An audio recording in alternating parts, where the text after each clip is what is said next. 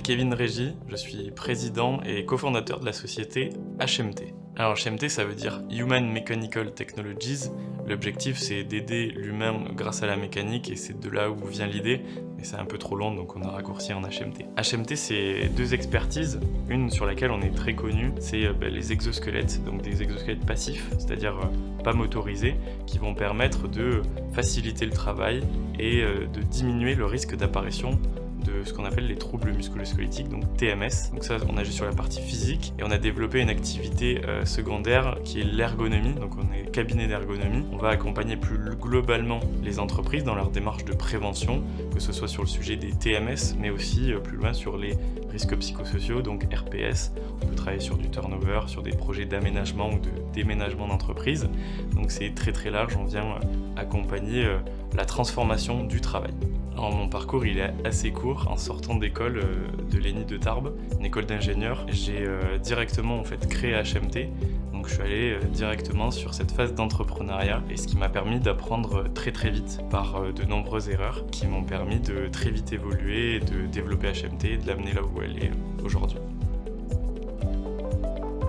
L'idée, elle est arrivée très tôt. C'était au collège, j'avais une personne dans ma classe qui s'appelait Corentin et qui était atteint d'une maladie dégénérative musculaire où il n'avait pas l'autonomie totale d'une personne normale.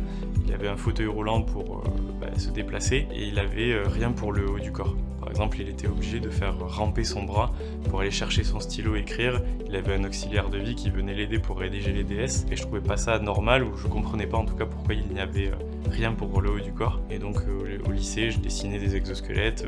J'avais vraiment envie d'aller dans ce milieu-là pour aider les personnes, plus dans le médical du coup. Et j'ai eu l'opportunité, grâce à mon école, de faire un projet tutoré sur ce sujet-là, où on a dessiné et développé un premier prototype d'exosquelette pour le haut du corps, pour redonner de la mobilité. Donc l'idée, elle est partie de là. On a pivoté sur la partie professionnelle par des opportunités avec des grandes sociétés qui nous ont dit que c'était assez intéressant aussi la partie prévention. Et en sortie d'école, on était étudiants, donc compliqué de discuter avec des grands médecins sur un exosquelette pour redonner de l'autonomie. Donc du coup, on est parti plus dans la prévention. Le fameux moment qui a changé pour moi, ça a été notre déménagement dans nos propres locaux, donc de 2500 m², donc c'est une grosse surface, donc ça fait un gros changement. Alors, en plus, pour la petite anecdote, on a eu nos propres locaux le premier jour du confinement, du premier, donc on n'a pas pu les exploiter, mais c'est vraiment une grosse prise de conscience où on a nos propres locaux. C'est un impact psychologique assez fort. Que ce soit pour moi ou même pour notre équipe. C'est plus le développement d'une petite start-up. Là, on arrive sur une entreprise industrielle où on a nos propres machines pour fabriquer nos propres produits du coup français. Du coup, ce changement, ça a été le gros déclic pour moi.